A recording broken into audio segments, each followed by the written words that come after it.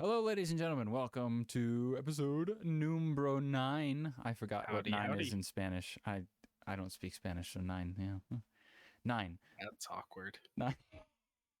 9. We finally made it through the 1 week, the one off week. We finally got matches back. Although, just kidding, we only got North America because APAC took the week off. Except this week, But we so 1 got week. some big matches. And I've just got to say, some people had their doubts going into this week at the validity of this team. Some people, I stuck by them from the beginning. I was always rooting for them. And this week, I feel like it finally solidified the fact that the San Francisco Shock really is a really good team. But they're not a professional organization, so I mean, who's really the winner here? No, but seriously, like San Francisco Shock, this was a week for them. I mean, And only them. None of the other teams really mattered. No, just the shock, just the 2 shock games. That's it. The other what 11 games? They just didn't matter. We throw them out. We ignore them. Nothing. Shock is just there. That was your takeaway. Week 1 of the midseason tournament. You're like, shock. Oh yeah. The only The team shock. that matters. All the Only other team teams, that matters. All the other teams are gone. Yep, pretty much. So we've got a lot to cover today. So we're gonna kind of speed run through everything that's not match related. Although I guess we did have that Overwatch 2 live stream, didn't we? Kind of had it. Although I will say, I do want to say, the cinematography in these interviews with Zoe and Aaron Keller, so many cut shots. I think it just proved that Blizzard really is a professional organization. The cut shots and like the camera angles were hilarious, and then like they were good. Did they just not have a bigger couch for the guests? Like, it's so tiny. Nope. It's such a tiny couch. They wanted it to feel homey. It's such a nice tiny couch. It was so funny. But memes aside, it was cool to see it throughout all of the the corporate buzzwords. There were so many. It took a good like 20 minutes for us actually to get any like real answers. But then once they started getting into things, it was really nice. But before we get into like actual kind of like details of what went down, what was your favorite takeaway from the live stream? What was your favorite? I feel like the biggest thing was so the announcement was like 3 years ago now. It was ages ago. And since then, we've gotten little to no content on anything. They've given us very little information, and the information they've given us, like a few months later, they've pretty much like moved past anything that they've given us. So it's like, it felt like my biggest takeaway from this is things are getting real. It is now. It's like they have a set timetable that they've given us. They've finally explained what kind of business model they're going for, and I'm excited for it. I think going free to play with the battle pass is the way to make a game last right now, and just it makes sense. And so I think overall, my biggest takeaway is things are getting real. The game's actually going to come out, and we'll be able to play it, and I'm excited for that.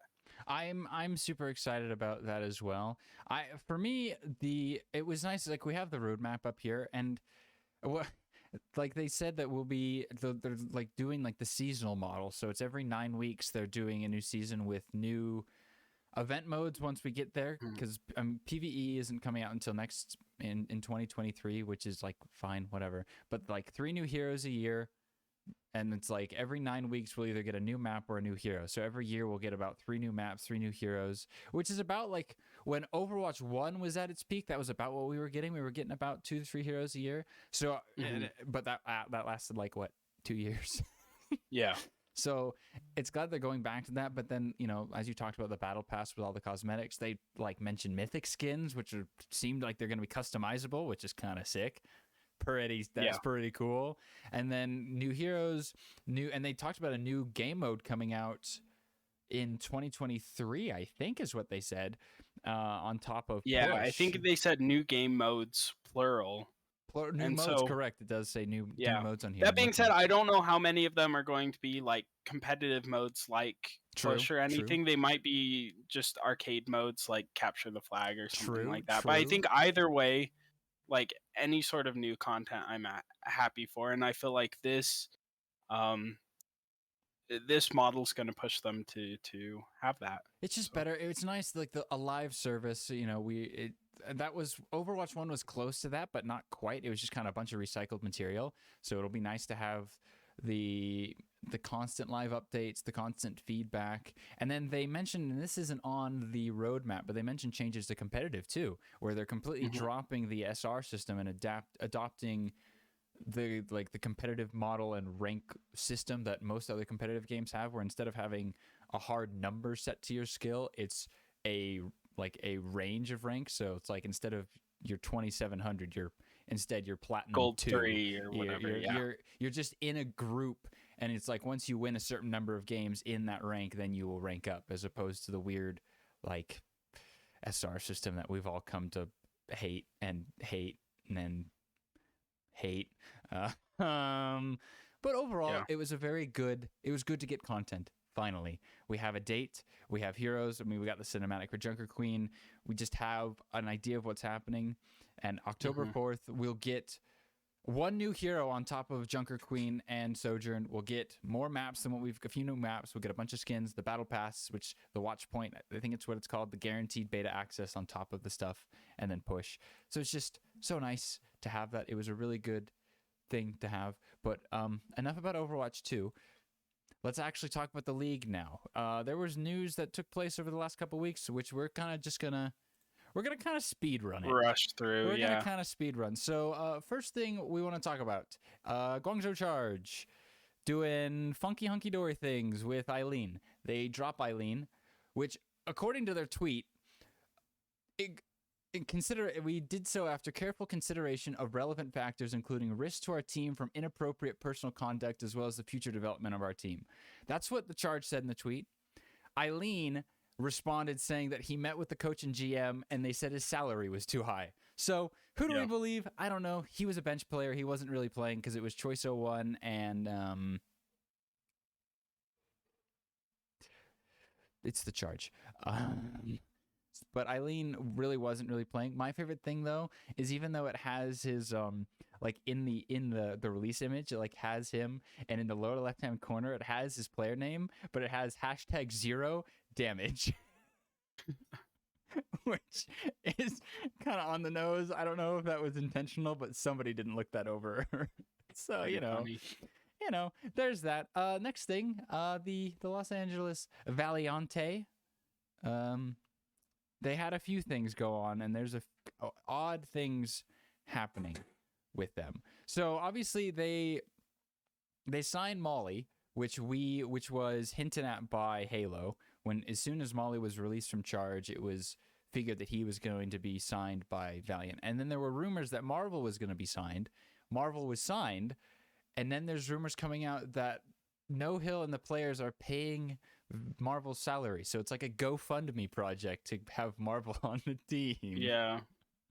Which is it's a good pickup. Like Marvel's a great tank, but I Yeah. mean, they're having to pool. It's why It's kind of questionable.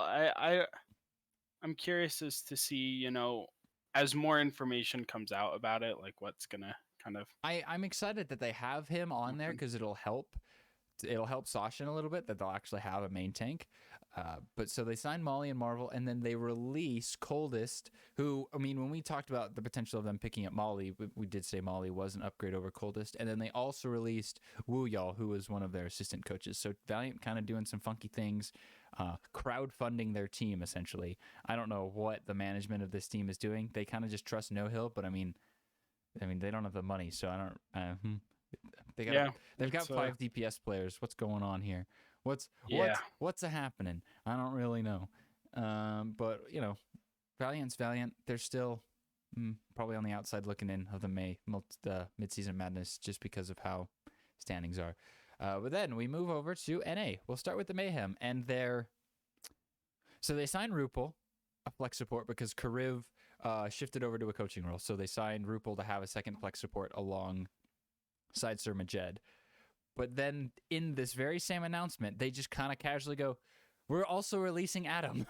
Just Adam doesn't get his own personal thank you, Adam. He's just lumped in with this. And Adam tweeted out that he was released via Discord voice call.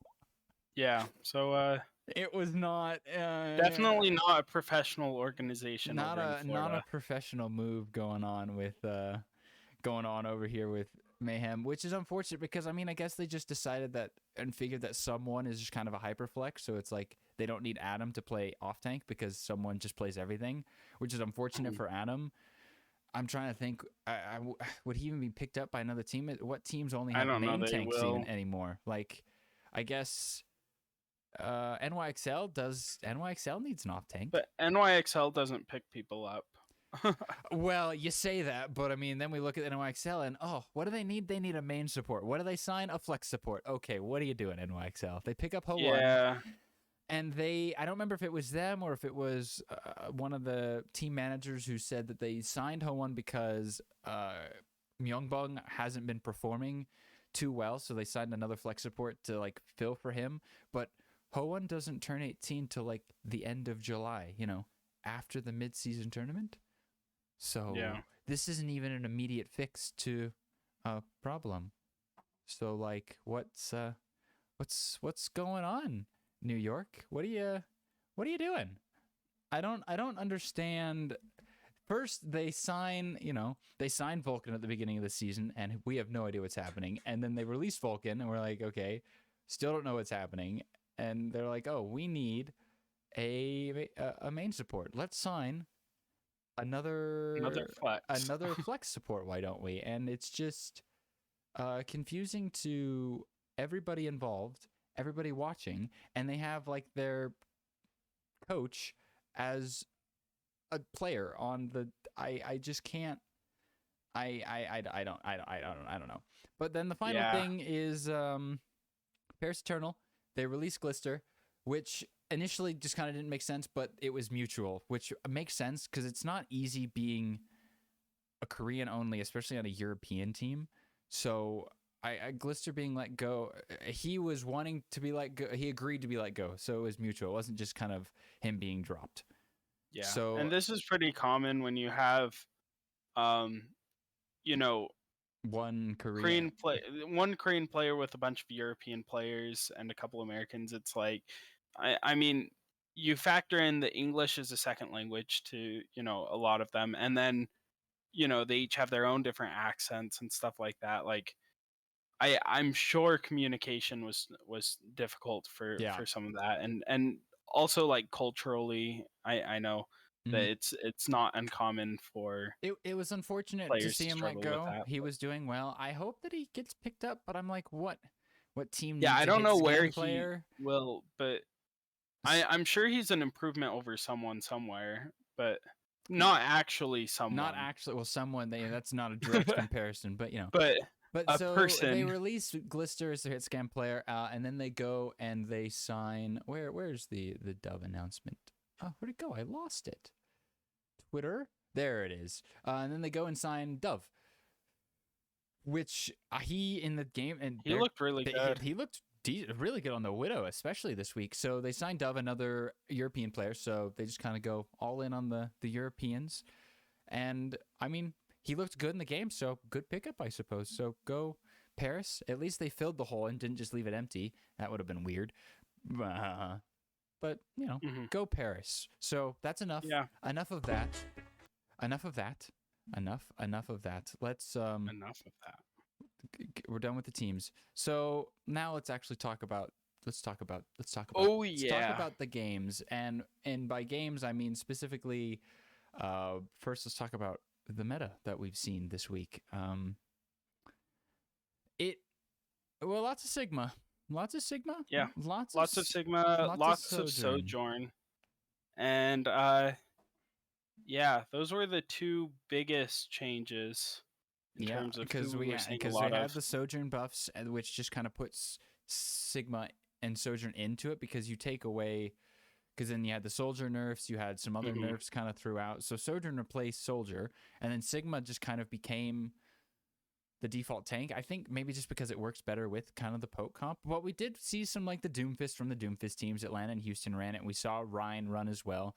Yeah. And then for some reason we were seeing like Ham and Zen comps, which Yeah. Reinforced was trying to name on the broadcast. I don't remember the name that was called, but I remember their names like Pokeball thrown around. I think Kickball was one that came up. It's an odd comp. I really only saw it played And on yeah, a lot controller. of Zenyatta. That was the other thing. And I can't remember who it was, but someone in their interview was asked, what character is like, what role is going to be the most, like the most defined like carry in this meta or whatever. Like, Mhm. what player has the most pressure to succeed? And he was like the Zenyatta. Like Zenyatta is the key in this meta, and part of that, like honestly, this was something that player, and I wish I could remember who it was, but they said that one of the biggest things is you can't dive a Zenyatta right now because he can kick you away, and The kick, so the that's Zen kick. so that is one of the reasons why teams aren't playing Winston, is because you dive onto the supports like you want to, and you just get kicked away, and by then the team can react. Like just that split couple seconds that it saves you is enough to Yeah. make Winston less viable and Zenyatta a lot more viable. Yeah, And so because it's interesting to because see. we shifted to a double flex support kind of meta moving into this week, which we thought was going to happen. We did see that, like we imagined that Sojourn was going to come in, and we most of us saw that flex support was going to come through. But it was really weird because some teams were running like they were running different kinds of it. Some were running like Zen Ana, some were running like on a BAP, on a Brig. There was like a bunch of it. We did see some Lucio thrown in, but but even then with Sojourn, we saw some teams still want to play like Ashe and Hanzo for some reason, which had success at times. But I always feel like you should always at least have a Sojourn, and Sojourn's just going to get more value over the Hanzo or the Ashe. Like you could run both of them together, but not one advantage I heard of running Ashe with Sojourn that I didn't really think about, but if you throw in the dynamite with the slow that Sojourn has, that's a lot of dot you can damage. you can just area of effect, damage everyone plus slow them. And with That's Zenyatta being a thing, that makes Zenyatta, like you throw a Discord orb on someone, hit them with both of those, and it's like, that's man, they're gone. It's that's a a pretty nasty that's a lot couple of that's a lot of dot damage.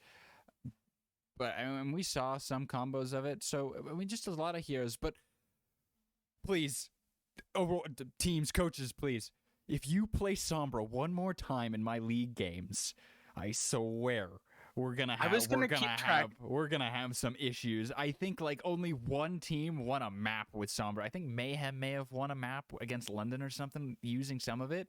But other than that, every single time, even a close game, the Sombra pick comes out, you're like, oh, it's over, pack your bags, BAP's over. Next, GG go next. Every time. I don't get the point behind it because you just lose so much damage because teams would play it over the Sojourn. Yeah, and I feel like the thing is, Sombra is one of those things that, like, even if you aren't helping the team as much as something else, you can feel good playing it. And I don't know, like, if that's why, but it's just like No, the win rate on Sombra in Overwatch League matches, like especially this last week, was just abysmal. Well, and the problem is, it's like the things that Sombra used to be good at, right? Denying sound barriers, denying trances. It doesn't work.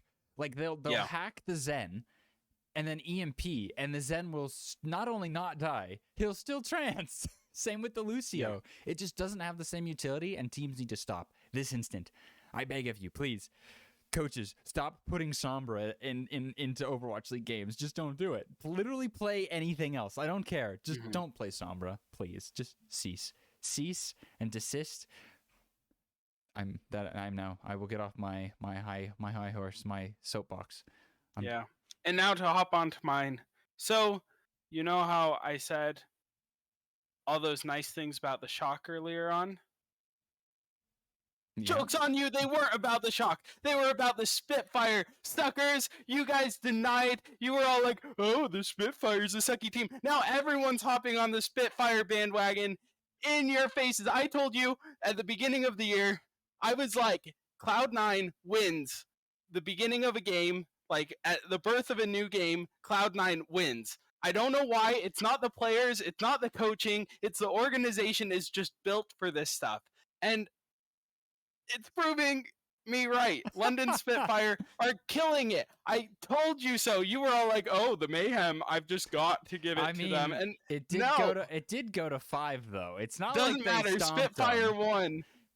They won. They stomped them. It did go to 5. It was close. And not only did they win, they were playing a meta comp. They weren't playing Reinhardt. But they were playing Sigma. To be fair, they did crazy. win. They did win some game points, like playing Reinhardt, which is good. Like the fact that London, they were because they brought it. We finally got to see Poco. Although these diva comps on Control, like I'm usually not a big fan. They did work. They did work, but.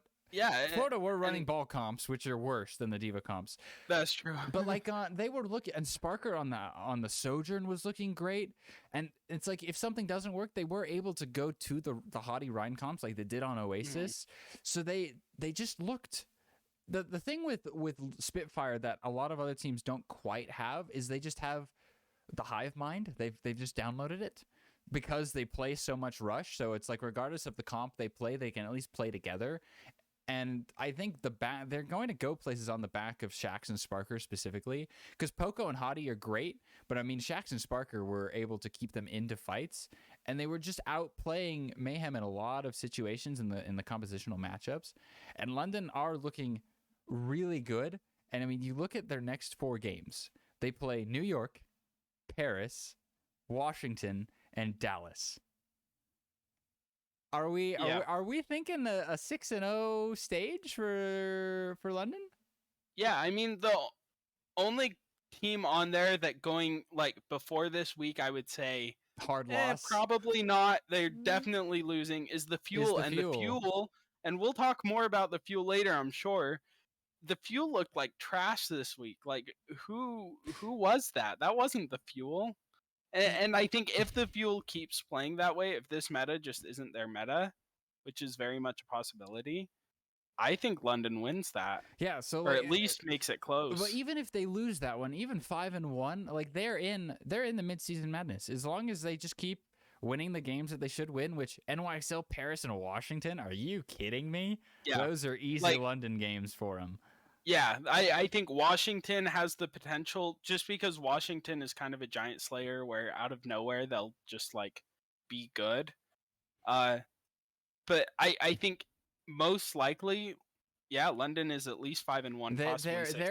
They're in the mid-season tournament, yeah. Which is going to be awesome because like London are definitely the underdog that you can't not, even when you pred against them, you still like wouldn't mind seeing them win. Well, yeah, and like you're gonna cheer for them exactly because Hottie has so much Chad energy that just like draws you to him, you know, just draws you in. Yeah, just when you get drawn in, he shatters and kills you and team wipe. I'm so happy that London, because it's like when you look at all the other bottom teams that like at the beginning of the season were ranked bottom, they're still there. Yeah. But London's like, no. Yeah. No. London's the only team this season that's really like thrown Preds out the window, like going into the season, because everyone else is about where we expected. You have, a solid bottom, a solid mid. Some teams have slightly underperformed, but and slightly London's the only one that's jumped from the bottom to high mid-table. And like are competing and will be able to compete with the Mayhems and with the Justices, and the fact that we're able to say they might beat the Fuel, like in what world would we have ever thought that this would happen? Yeah, I don't know. I would, because I knew that. I'm just kidding. No, if Fuel in London had played week 1, they had played on Thursday, would you have credit London? Oh, definitely not. Exactly. So I'll be honest. Like I thought London would be better than people expected, but you didn't think this good. But it's like I didn't think this good.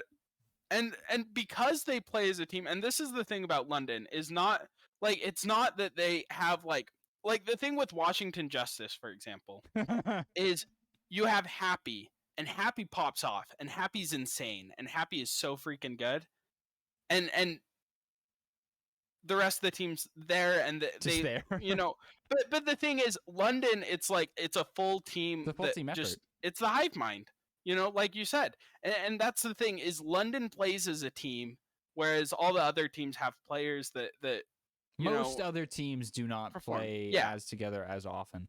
So it was just awesome to see. I mean, we figured they were going to be like Toronto, like that wasn't, but their win over the Mayhem, I think, because if they had lost to Mayhem, then it would be like, okay, they're in the mid-table, but they're not quite but because they were able to beat the Mayhem, there's only like, what, 4 or 5 teams above them? Like, they're a top 6 NA team. Easy. Yeah. Easy. But, Yeah. the team that, until they play again, and until they play and beat, the Outlaws are better than London, all right?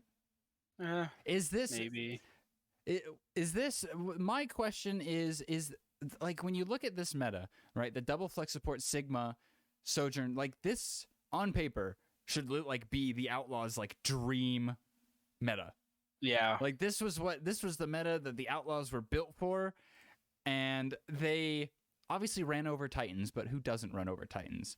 But then they played the who can throw harder game against Justice, which I said was going to happen. I said this was a trap game, and my goodness, it almost turned into a trap game. See, it was really tragic, because it was close enough that I had a lot of hope. When the weekend started and we saw the meta, I was like, uh-oh. And then, like, going into the match, I think I sent you a message. I was like, wait, did I seriously press the Justice for this? Because I was just looking at the teams and the meta and the comp, and I was like, yeah, the Justice lose this every time. See, the problem with the Outlaws Justice game is the Justice could have won this match if they just kept Happy in. But they decided to put Assassin in. But then the Outlaws just didn't want to play Sojourn. They played Sojourn for like 1 point on Lijiang on Control Center, and then just played Merit Hanzo the whole time. And then they like brought in Dante to play Coliseo. Yeah, that was rough. But then they kept Merit in to play Hanzo, when it's like Pelicans Hanzo is better.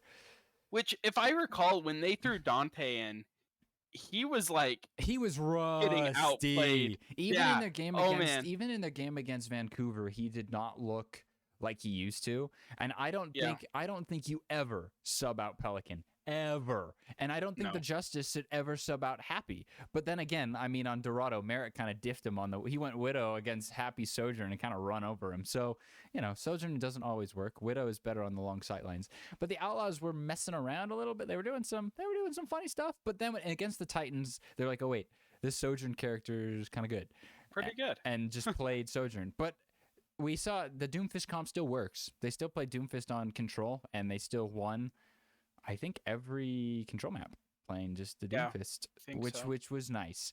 But like, this should be their meta. If they can figure this stuff out, the Outlaws should be just fine. Yeah. Except the problem is, go ahead. My question is, what's Dante's role on this team?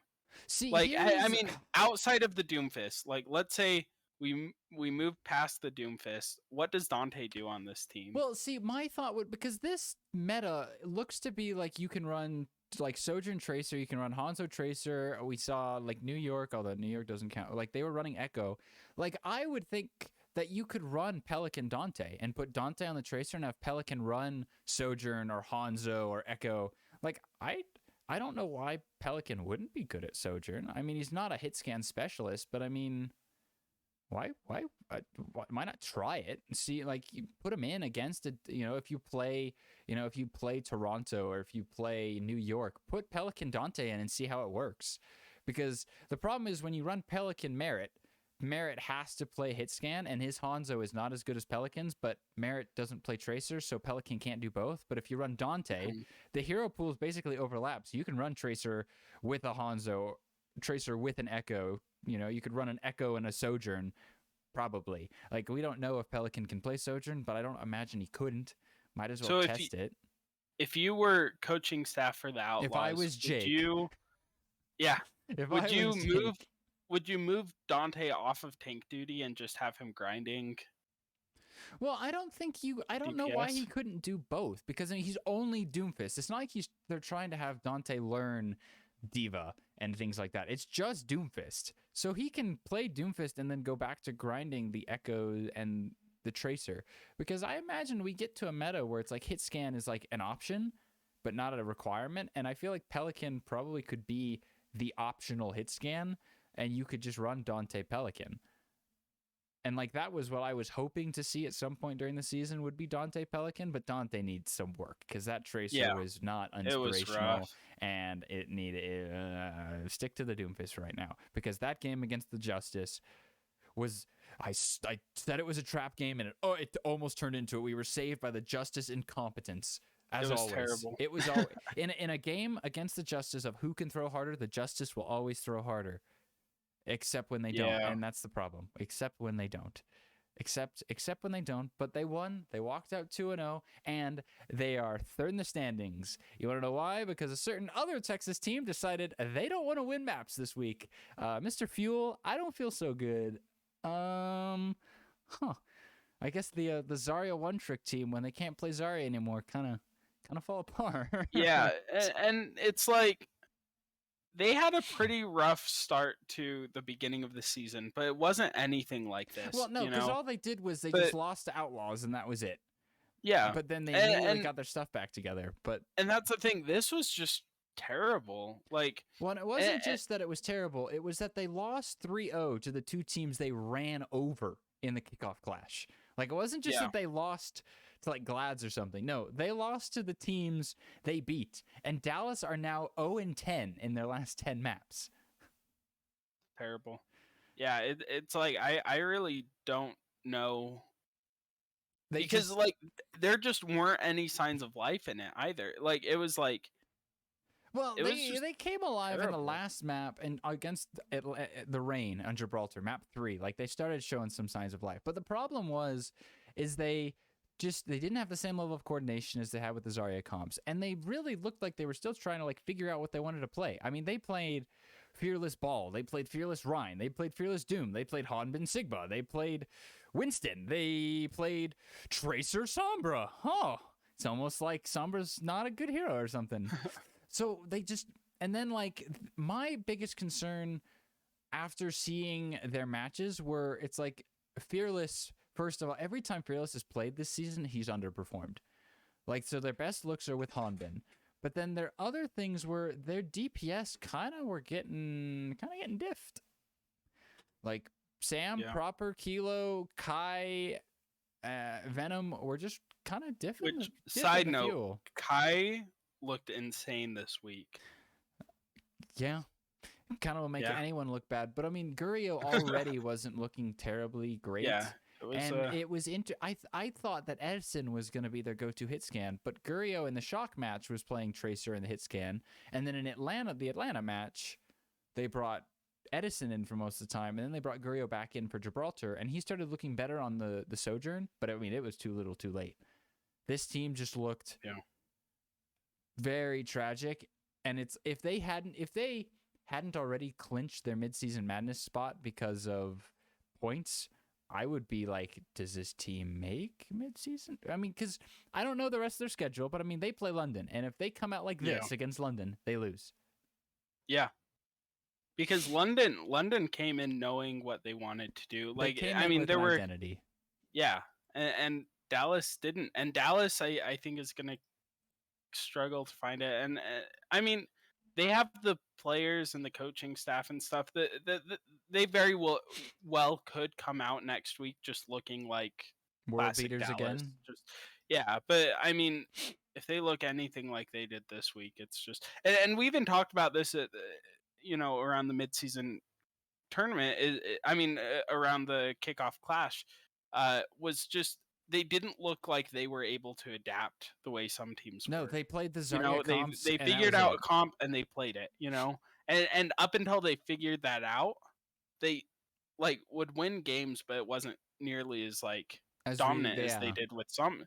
And so I wonder if they just need to find this tournament's Zarya comp for them.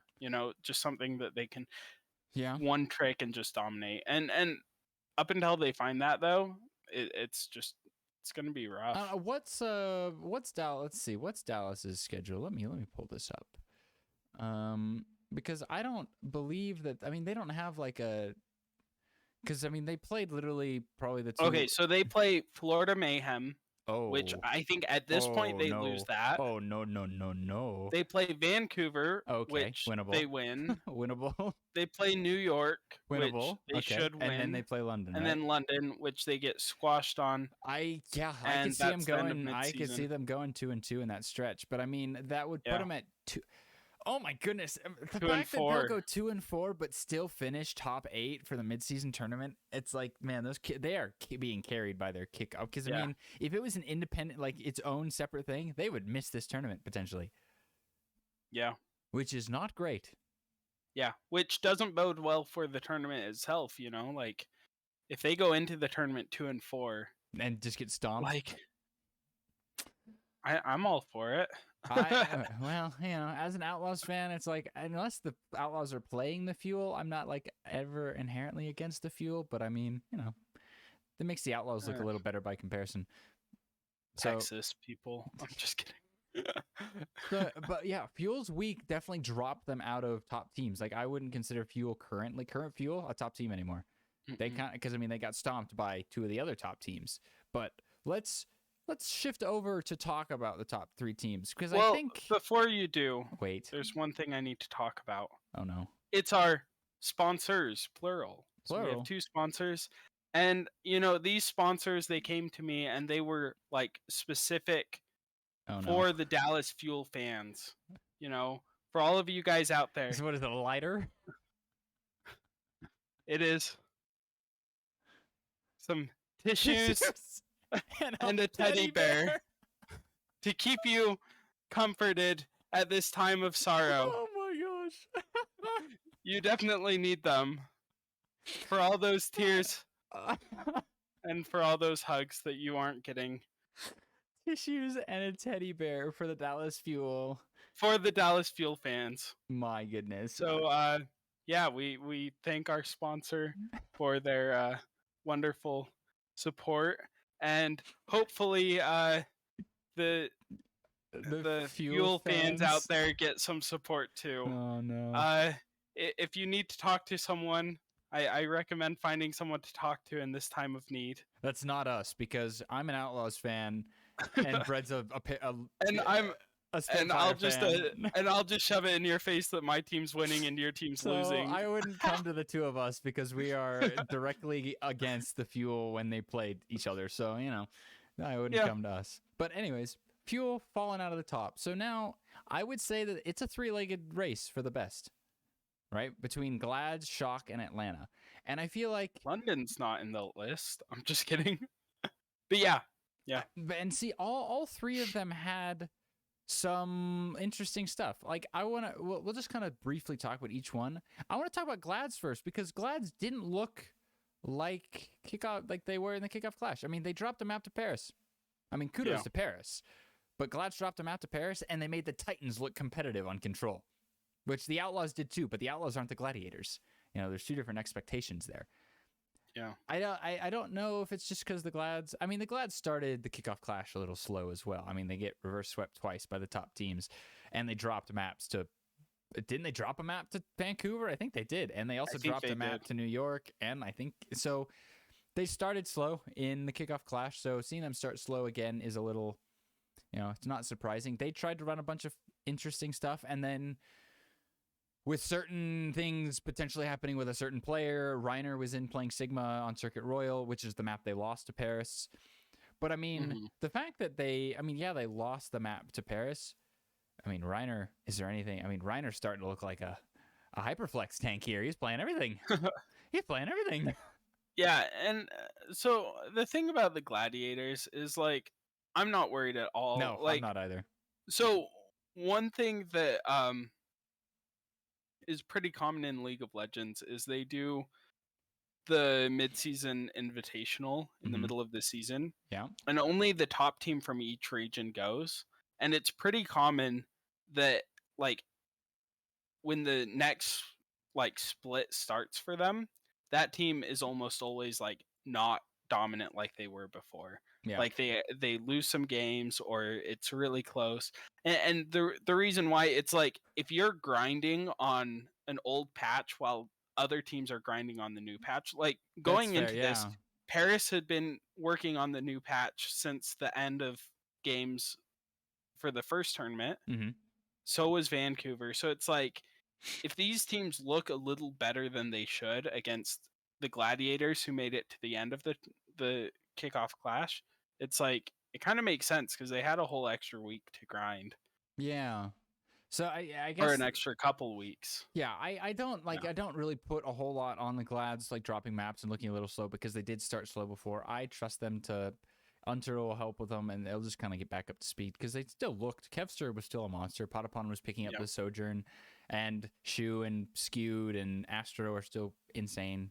So I'm not worried about that team. Like them dropping maps, it's like whatever, they'll drop maps.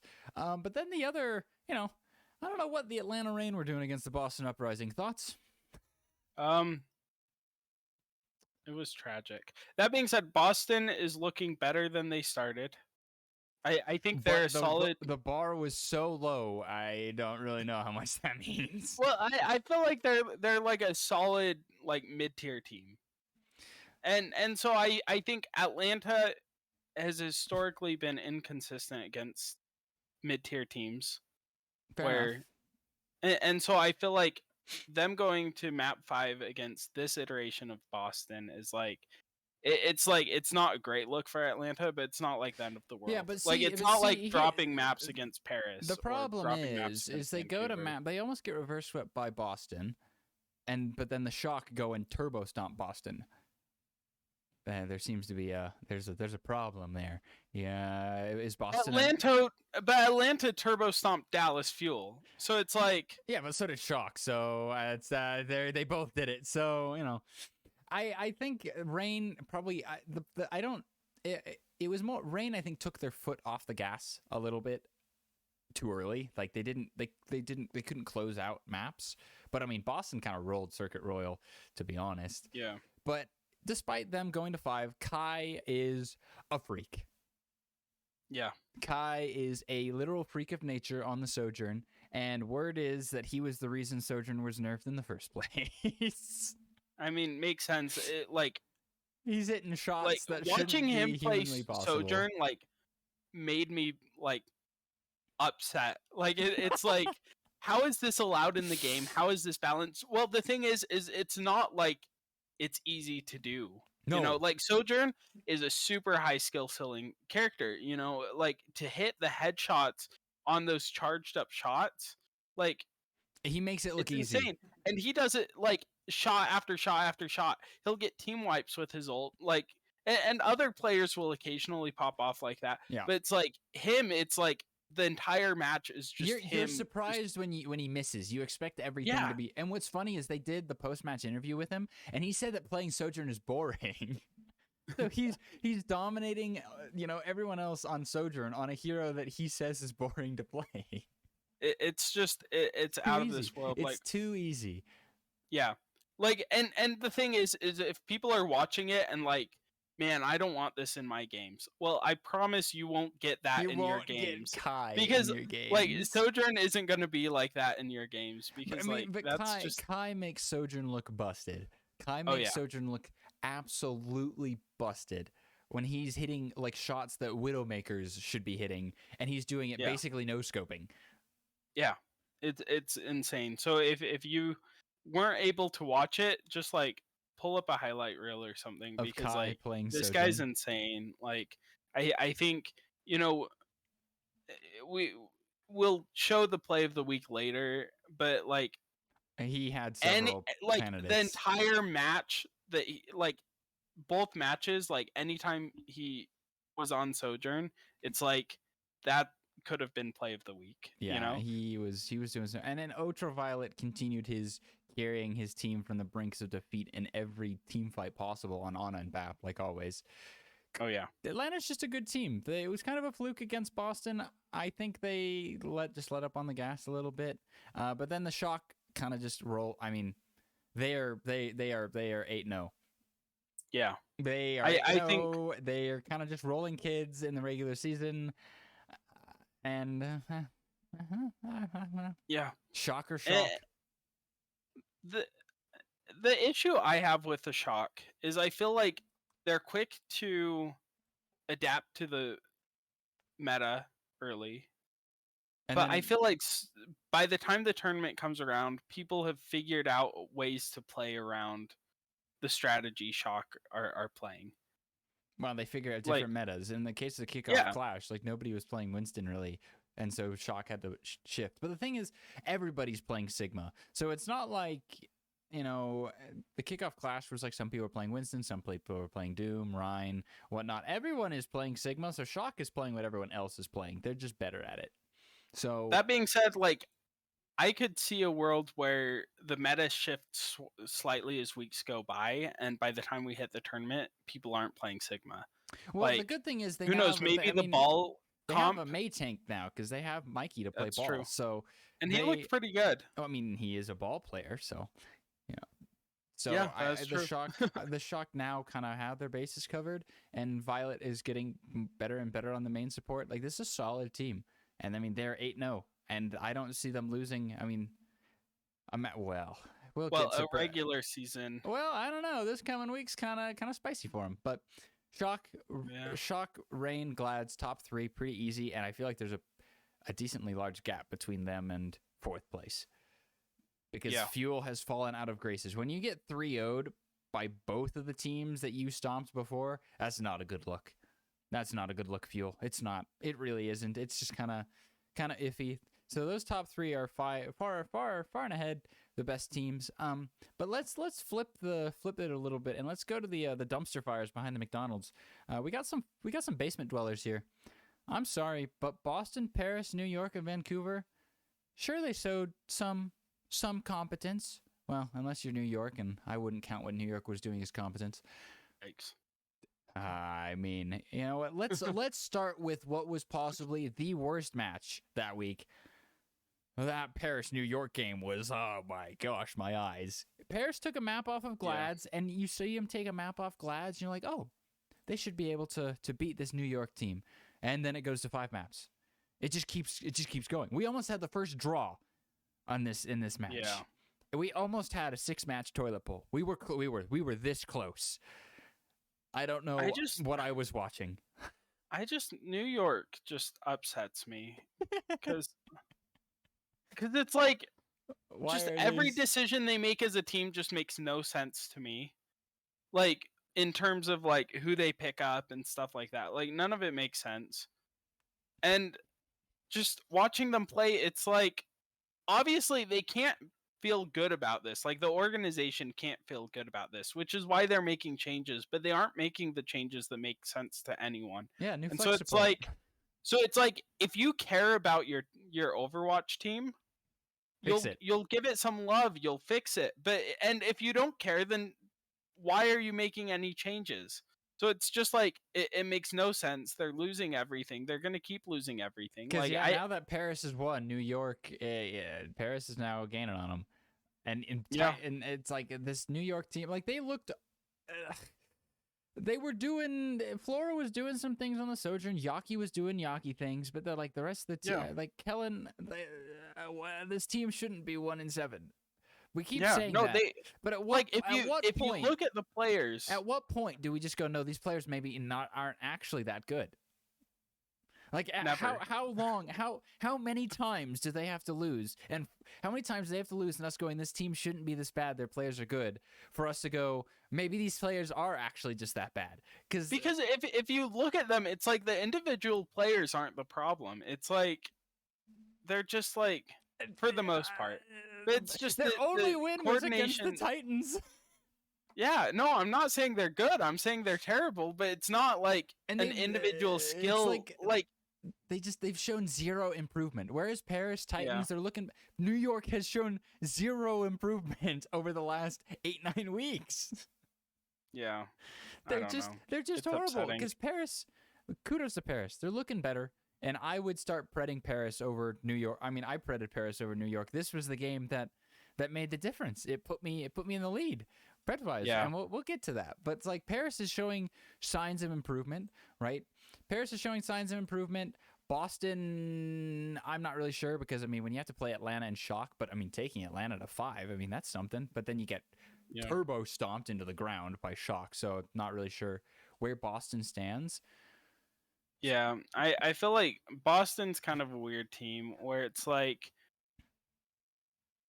early in the year they looked terrible. They've gotten started better. to improve, and I feel like they're gonna their best look is when they're running Punk, Crimzo, Faith. Their best look. And then, but when they're throwing NYXL and MCD in there, things get a little wonky. And then they were running MCD, Crimzo, and if they just run Punk, Crimzo, and Faith, they'll be able to do some things. And I think, I just don't know if I could start. I mean, if they played Paris, I'd pred Paris. If they played New York, I'd pred Boston.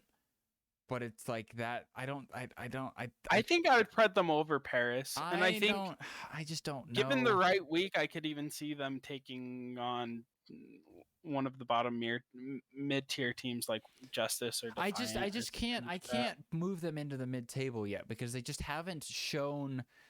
They don't have that win yet. You know, like London was. When London beat Atlanta, we're like, okay, here it is. London, and then they beat Florida. We're like, okay, London is here. But like Boston beat Washington, and you're like, but it's Washington. And then it's like, then they almost beat Atlanta, and you're like, okay, maybe. And then they just get run over by Shock. You're like, oh, okay, maybe not. That being said, it's like a lot of teams get ran over by Shock. Like, it's not something that's true. Boston they just need that win. They need the one good win over like they need to beat like Toronto, or they need to beat Washington again. Yeah. Because it's like they beat Washington and they got rolled by so it's like every time they get close, they just get turbo stomped and they just basically start from ground zero again. They just need to have a bunch of close losses to good teams and then finally beat a mid-table team somewhere, and they're showing, getting there. But the team that I think is on the up and up, the Titans they looked competitive and control against the Outlaws and the Gladiators. The D-Pay diff, they just sometimes they can't play defense, but next week D-Pay's covering defense next week.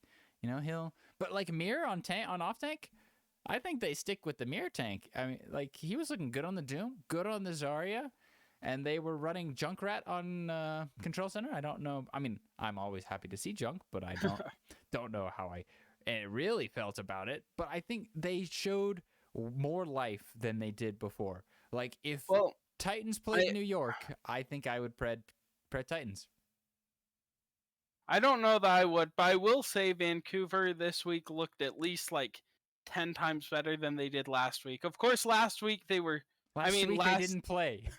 Yeah, no. I mean, like the last, couple months, I feel like they've been so close to zero. I think now they're like a 2 or 3. Still, I wouldn't even go that high, but sure. I would. I think Titans are trending in the right direction. When they take a map, I'll well, I mean, they took a map. They took maps last stage. I mean, I don't think that's a. I think they're trending in the right. They're trending in the right direction. D-Pay is helping. I mean, you see what they did on Gardens, dude. They were running Lucio Zenyatta. We just dialed it back. D-Pay's cooking something. What was he cooking? I don't know. I don't really know. But I genuinely think the Titans are trending upwards, and they show way more promise than New York does. Like 100%, genuinely speaking, Titans are trending up. New York has gone nowhere, and they've just been low. Yeah, we'll see how the next few weeks go for Vancouver. The basement is still the basement, though. Like, yeah, even though it's Paris and Boston, they showed improvement, they're still at the bottom. Unfortunately, they're still down there, and there's nothing really you can. I mean, what can you do? You can't really do a whole lot about that. But I mean, enough about that. Let's get to some power rankings. Why don't we? Shall we? Easy. Shall we do some power rankings?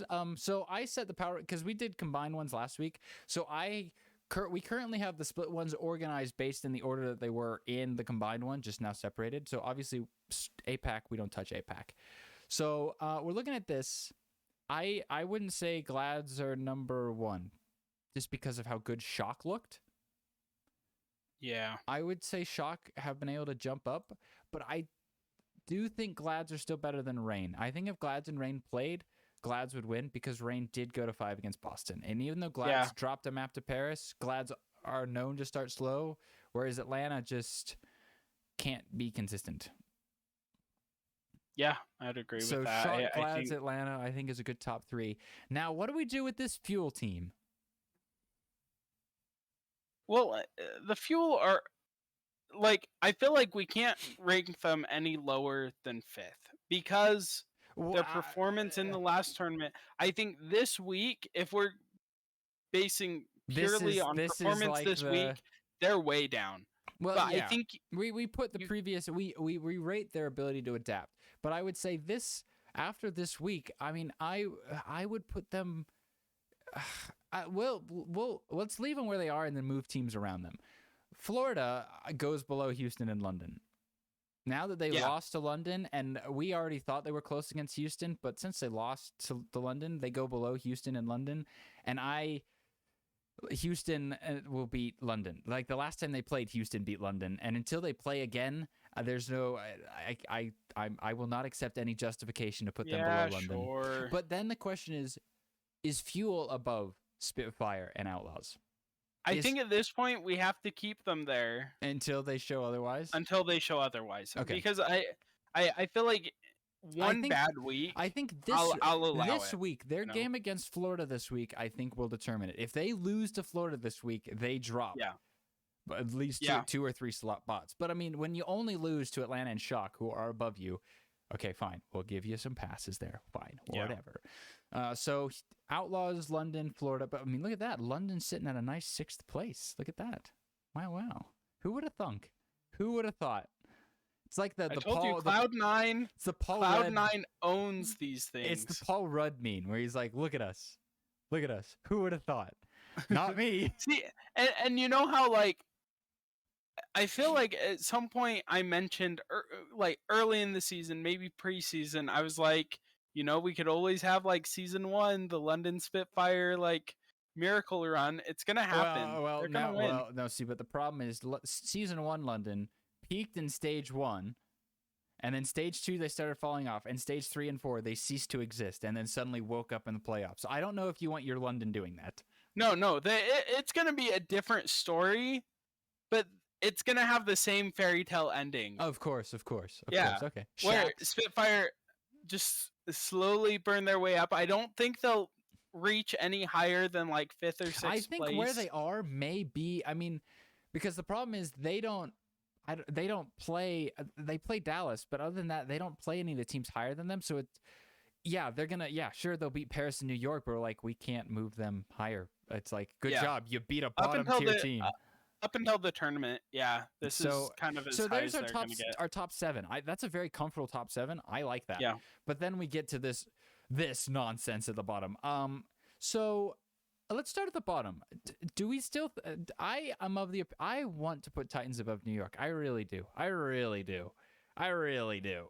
know you do, but I think we still just don't have the grounds to do it. Okay. I think Paris is definitely above New York, though. I mean, they're there. They just beat them. But now it's like Boston, Toronto, Washington. Okay, so Washington is a ball of sadness. That just sucks the life out of everybody. Toronto is like the meme of the guy like poking the thing with the stick and it's like, come on, do something.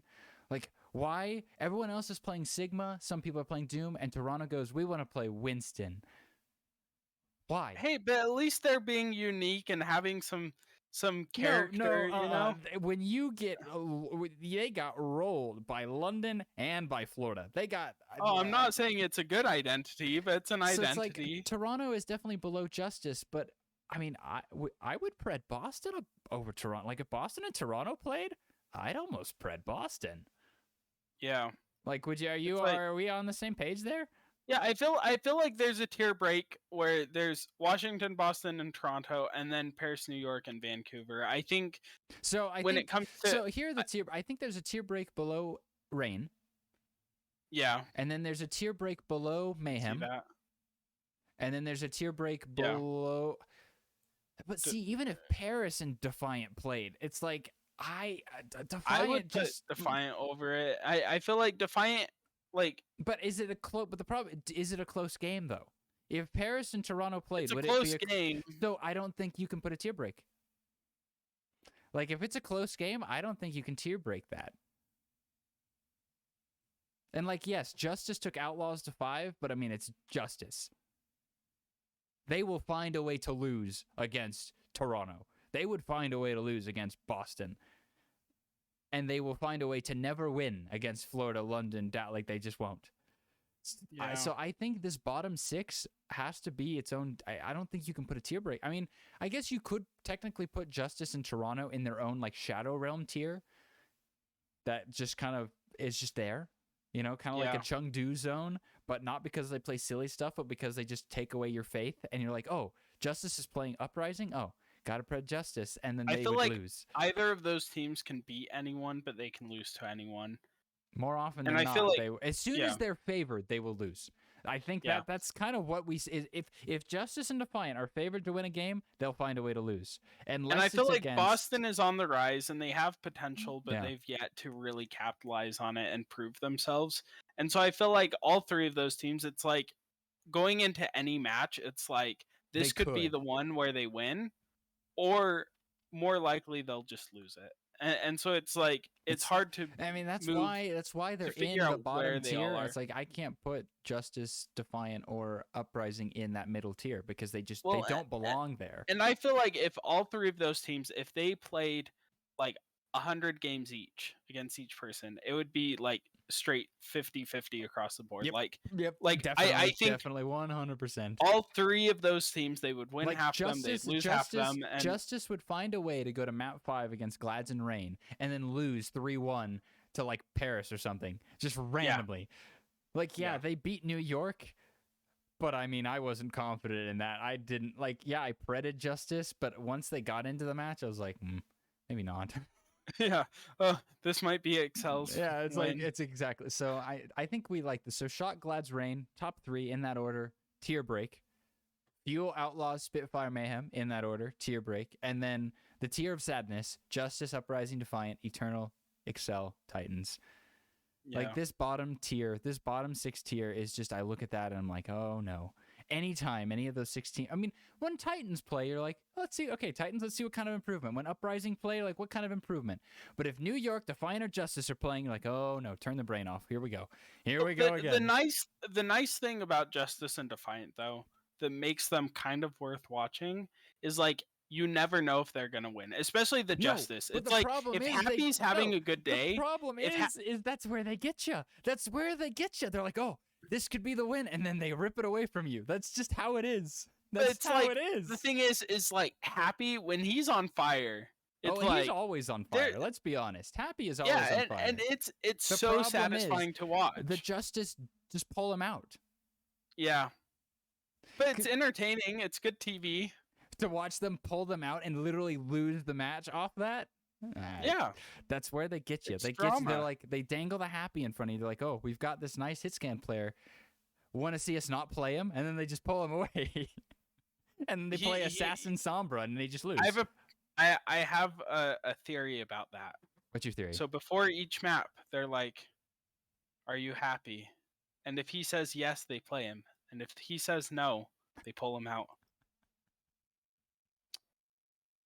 Although the nice thing about the way they play him is notice they never play him when like the pressure's high and they need someone to win. And as a result, we can talk and we can be like, Happy's perfect. He's never the cause. Problem. But the only reason why we can say that is they pull him before it matters. It matters. We can be like, yeah, Happy never throws games. It's because he's never in on the games that matter. He's never in on the maps that matter. They let Assassin throw instead. Yeah, they can be like, yeah, Assassin's the worst. He loses us all the matches. Goodness. It's because they throw him in when it's over, you know? Like, oh, man. Well, that's enough power rankings. That's enough tomfoolery. We've got some matches to predict. We've got five matches to pred. Easy. And I do not have them in any particular order, but we will start with one of the Gigabangers this week, right? Shock, Rain, like who's better? Well, guess what? They're playing each other.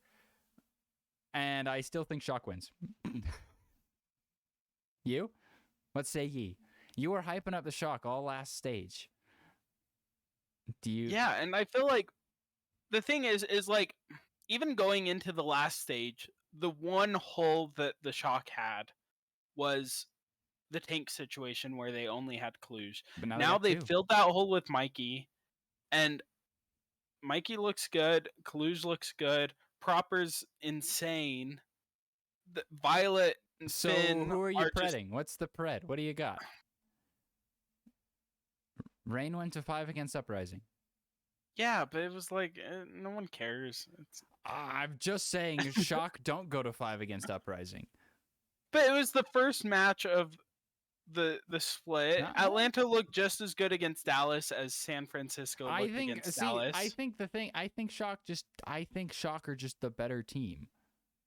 I think generally yes, but I think Because it's not I'm like gonna because prefer- if Shock and Rain were playing like at the end of the midseason madness, then I might lean Rain because Shock might teeter off. But I mean, this is only Shock week 2. are still undefeated, Exactly. and so yeah, I'm gonna go Shock on this The one. 9-0. Now watch it come back to bite both I of us. think it's gonna, but at least it bites us both, least it bites us together. both. Like I feel I like think it'll be a good match. it's gonna be close. It could go to 5. And even if it doesn't, I think each individual map has potential to be really close. And see, like the thing is, it's like Kai has been popping off. But I mean, if there's anybody in the server who can match Kai, it's gonna be Kilo or Proper. Kilo, yeah. And I don't think the Shock are the kind of team that will let Kai just run rampant like Uprising and Fuel did.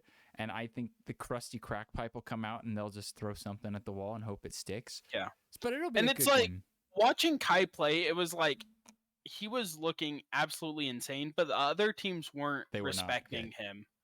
And so it's like I feel like the Shock are going to better be able to take it seriously and keep Kai under control. Yeah. So we're agreement on Shock, so no one will pull ahead on that one. Now for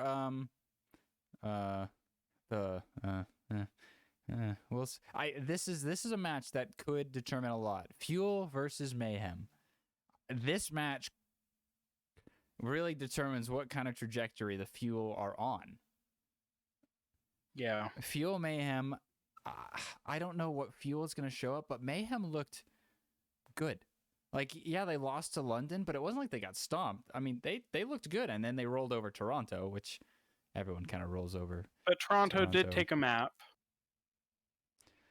True, but I mean, I feel like Dallas would lose maps to someone like that right now. But that being said, Dallas played the 2 teams that look most dominant in this meta. But look tragic against them. Boston put up more of a fight than Fuel did. I'm gonna go Dallas for this one. Yeah, I want the upset. I'm gonna pull for the boys in the Miami Vice. I hope Florida wins. But you trust the Dallas system. After one bad week, I can't. But it wasn't just a bad week. It was a tragic week. It wasn't like when they lost 3-0 to Outlaws and then proceeded to beat Justice. Like But let's say they came and they took a nap during the game. I wouldn't pred against them the next week. It's like one bad week, no matter how bad that week is. Like I think Mayhem it's not gonna throw the be able world to take upside down. I think Mayhem will take it. So I'll let that one. We'll let that one go. But APAC comes back this week. So APAC stresses me out. I don't know how to We'll start with them. the best Gigabanger, of course. Dynasty Dragons. Okay, what's their overall record against each other this year? It's I think straight Dragons is 2-1 because Seoul took the one in the playoffs, but Dragons won the first playoff matchup and then won the regular season that they had. And the meta has shifted a little bit. So I personally think the Dragons will be able to take this one. I think a lot of it will come down. The reason I think that is because Dynasty look best when they're able to play Smurf, Winston, Prophet, Tracer. But guess what's not super meta right now? Winston. Yeah. I'm going to agree with you on this one. I mean, just looking at the team, I think Shanghai, just the fact that their roster is like Seoul still has holes. in They their do, roster. Like, and it's like they can look really good, but but they I have to don't hit. think They have to hit their stride. Yeah. yeah, and I don't think they've had time to develop, how they're going to play in this new meta that comes out. I think And it'll be another good one though. It's definitely going to yeah, map 5 again. they do that. They do that. And then the other, I mean, APAC has so many good games this week, so it's difficult to pick another one. But I decided to pick Fusion versus Hunters because this kind of is interesting. Because, I mean, Fusion or Fusion, they, for some reason, can't decide if they want to win or lose. And then the Hunters just make up their own stuff. Yeah. And the thing is, I mean, I think Fusion will take this one personally. And the reason being is because though Hunters do have Leave can't play Tracer and Sojourn. You kind of got a problem there. So and I would rather have Leave on the Sojourn, but if Leave's on Sojourn, what do you put Jinmu on? Genji? I mean, we didn't really see Sojourn Genji a whole lot. I don't know. I just feel like this has the potential for Hunters to do something silly and win. I What say honestly, ye? I think this meta could be pretty good for the Fusion. I feel like they have the players to Mhm. play. Assuming APAC doesn't come out with some random, some which crazy, they some could like, Orisa comps, and who knows? Maybe they're still going to be playing Zarya and stuff like that. But I think either way, Who are you predding? I'm predding Fusion. Sick. I think, yeah, I think 6 games out of 10 Fusion wins. I think 7 This. out of 10. The only reason Hunters would win is if they got a meta where Jinmu could play Genji and Pharah and stuff. So Fusion take Yeah. it. But now the final match is a match where I wish I didn't have to pred. This is the misery, sadness, darkness game. Justice are playing the Defiant. This is the ultimate Papige game. Who throws harder? The uninspiring, I hate the Justice. The uninspiring mess that is the Defiant, or the team that could lose to literally anybody in the Justice. See, I hate this because I'm looking at their teams and I'm like, Dang it. Happy's gonna win it. Happy wins this every time, right? Right? But no. And so it's like I can't pred Justice, but then it's Defiant. I'm not gonna pred Defiant against Happy. Like Hisu looked good in their losses this week. Like they didn't look very good, but like Defiant are playing some weird Winston stuff that no one else is playing. And it's like, but Justice just throw. It's like, oh, they could win it, and then they just pull Happy out and put in Assassin Sombra, and you're like, what are you doing? Please stop. I wish this game didn't happen. Like, literally put anyone else in either of those team spots, and it'd be like, okay, fine. Like it's New Year, easy, yeah. But you put them together, and it's like, this is literally the worst possible game to pred because it's the definition of a coin flip. Yeah, no, like seriously, it's which team shows up and which team decides to. So here's what out. I'm thinking, right? So I mean, Justice this week played New York and Outlaws. They took Outlaws to 5, and the only reason they lost is because they put Assassin in instead of Happy, and then they beat New York even though they looked a little shaky. Toronto, on the other hand, just got rolled by Florida, rolled by London, which Toronto, if they're wanting to be a mid-table team, should be able to take those two at least to 5. So Washington at least took Outlaws to 5, even though it is Outlaws who know how to just lose winnable games. But it's like I don't want to pred Justice. I really don't want to pred Justice. But Defiant are just uninspiring, right? Like they show no sense of life. There's just nothing there. Yeah. And I don't. Every time I say I'm never gonna pred Justice, they get a game like this. Yeah, no, I'm predding Justice on this. I am as and well. I hate myself for it. Yeah. And it's like I know it's gonna come. We're gonna watch. They're gonna look really good map 1, and we're gonna be like, this is why. And then it's gonna be 3-1 Defiant win. And no, it's gonna be a 3-2 with them pulling Happy out for map 5. It's gonna be a repeat of the Outlaws game. I hate it. This is just so stupid. I hate the Justice. The fact that we have two teams that are like that. Yeah, It's well, fact and that the we thing is, have two teams like this, both but in the big thing, NA. I feel like Justice's peaks are so Oh, high, so much higher than like Defiance. so good. So Like much I feel higher. like Justice on a good day Beats can almost compete with anybody. anyone. Yeah, but the problem is Those never they're good, happen. but it's not even a good day. It's like they have like a good couple maps, They have and a then good they look push. tragic. They It's have like, a good yeah, push. And yeah, that's it. and so it's like, so it's not even a good day. It's like within a given day, half the time they'll be really good, and half the time they'll they look won't like be. the Yeah. bottom team in the league. And so it's like, I hate it. I hate this team so much. I hate it with a passion. But then they play a yeah, game like this, and you're like, but I surely they win this one, right? If they lose to Defiant, never again. I'm on record. If they lose to Defiant this week, I am never ever predding the Justice. Even if they're playing Titans, I'm predding Titans. Even if it'll hurt yeah. my pred record, I'm predding never again. This is it, Defiant. I'm gonna this keep is it, spreading Justice. justice because I'm This is stupid it, Justice. and I don't care. Because unlike Defiant, you're like, Defiant would only win if Justice throws.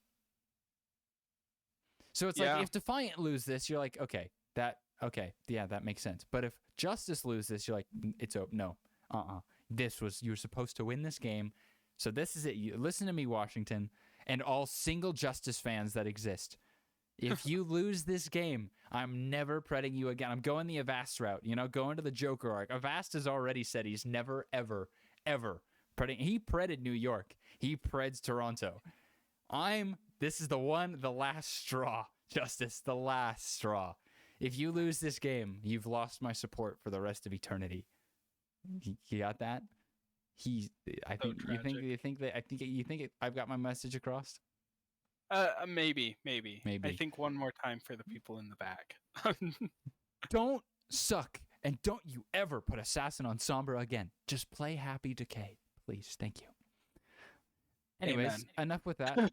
Enough talking about sadness. Why don't we talk about some Pog moments? Play of the week, courtesy of a certain Reinhardt player. So what was so funny about this flank was, I swear Mayhem saw him in this. I swear they saw him in this hallway. Yeah. And it's over.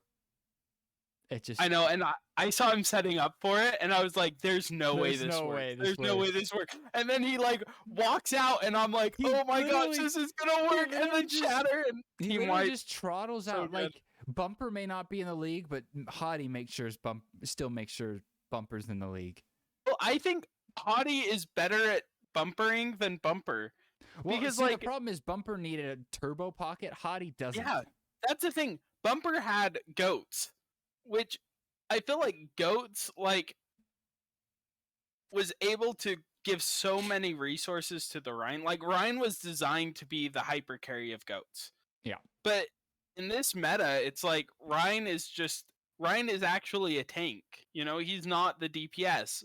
And then you have this kind of Hottie's stuff putting on a master class of Reinhardt, and he has all season. And the moment that Spitfire can't play Rhine comps anymore is the moment where it's like they'll still be fine because Poco's good, but I'll just die a little on the inside. We'll be like, we won't get to see any more Hottie play. Well, Reinhardt. and I was afraid that was going to be the case here, because Poco started out, and I was like, oh, they're just giving him a map to play around, and then he came out map 2, and I was like, oh my gosh, is the Reinhardt comp dead? Is the Chatty dead? The Chatty dead? Yeah. But nope, he's here. But not only was it alive, but London made D.Va work. They did. It's crazy. Even though I predded against them, it's like London, I'm not gonna pred them against Glads, against Atlanta, against Shock, but I mean, if they're literally playing anybody that's Florida or below, yeah, I'll take London all day. All day, every day. And if they played Fuel this week, I'd pred London. Yeah. So and I think a lot of it comes down to pretty much every player is better than I thought they would be in some way. Like, I feel like Hottie's having a redemption arc though, because last year he looked tragic. Oh yeah, he looks insane. Sparker is one of the most consistent DPSs this year. Yeah, he's looking insane. It's a solid team. I feel like Landon is amazing. Super impressed with him. Poco looked great this week. Yeah, after sitting on the bench for 6 weeks, like seeing him come out and being the first tank player to like pull off the diva. It's like, man, Spitfire, like, they're the best team like to watch. They're the best They're team so to much be a fun. fan of. They're so much Like, fun. if you don't like the Spitfire, something's wrong with you. Yeah. Exactly. So that was week 1 of the midseason madness. This week, APAC returns. The return of APAC and the nonsense that takes place there, and also the worst possible match to ever have to pred in Washington versus Toronto. May God have mercy on the souls of those fans, because at least as an Outlaws fan, the Outlaws occasionally will do stuff, but those two teams right now, they don't. I'm sorry. From us to you, we are sorry, Justice fans. We are sorry, Defiant fans, that you have to put up with the hope being ripped away from you at a moment's notice. Wait, the Defiant have fans? I don't know. We'll have to get back to you on that one. Here, Bear. Maybe If you they need the Bear.